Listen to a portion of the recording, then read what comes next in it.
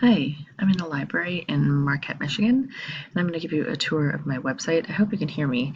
I really can't be any louder because it's a library. Anyways, this is my website. Right now, we are switching over from our current website to a different website. So I have this one saved. Hopefully, some of the links will work, but it's actually being transferred over. I'm taking the HTML and I'm writing it into the new website that we have for our school. So um, I'll give you a little tour. This is what the front page actually looks like. And I have tabs set up across the top. I use my website for like a hands-on page for students. I really want to put things there that they're going to need to access because fourth grade they have a lot of problems navigating to certain parts of the internet, and I want to make sure that I control that. So one of the first things that you kind of see there is we do vocabulary quizzes, and then we've got spelling words for the week. I usually try to make a copy of it and put them there. In the middle, I'll put assignments and things like that, or messages.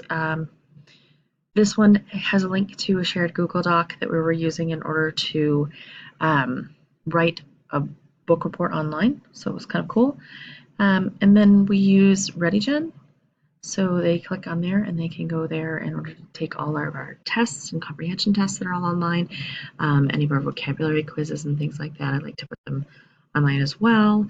And then I have like some writing help websites that are included as well. And then you can see Wordle, because I think it's really important for kids to be creative when it comes to practicing. Even like during the week, they can do their spelling as a Wordle or a Tagxito or something like that.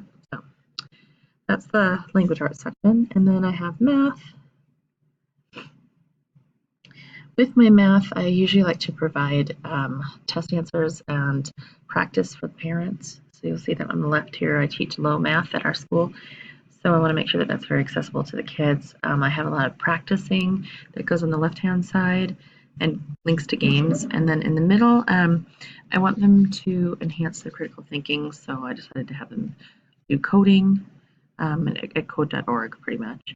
And then down in the center, multiplication. They always struggle with multiplication, so I like to have a bunch of videos and things like that explaining different ways to do multiplication and division. And I really liked this long division explanation using models, so I included that as well on my website. And this is another division strategy. So mostly make it accessible for the parent. And then on the side, you can see there's assignments and things connected to our math book. So, okay, and then one of the best tabs that I have, I think, is actually my science one. I use this one all the time. We make soil books, so I actually took pictures of all the soil pages and put them on the left for kids that were missing or absent. Makeup work during that class is really difficult because we trade students, and so they can go on here and actually access things that they missed the day that they missed it. I have like a rock exploration that's up towards the middle, and then I had a rock test review on the left, along with a rock exploration that they did online. And then I had 3 main fossil types in the middle, and then down at the bottom they had to do a fossil exploration, and then we did paleontologist interviews. They're on green screens, which are located down here. And we also like to do Socrative during class, or Socrative, whichever way you say it. So I included the link to that. And then over to the right, a rock cycle book. We made a foldable there, and so that was recorded. Then up top, there was a video that I found on YouTube that was especially pertinent when we studied geology, which was geology in the kitchen. Anything having to do with interesting videos like that, I wanted to include on the website. All right, and then another one of my links is the Quicklinks Mentoring. I'm in charge of the mentoring for the school, and so I put like kind of a inspirational thing on the left, and then I put like a dismissal checklist on there for my mentors to be able to go in and fill that out. And then I included some of the information that we had here in order to make up some workshops that they missed and things like that. So there's a link to that screencast.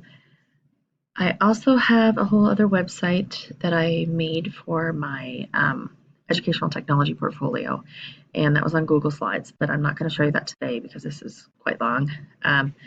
But I hope you enjoyed seeing a little bit of my website, and I'm going to take this website and transfer it over to my new website. So thank you. I hope you enjoyed the tour.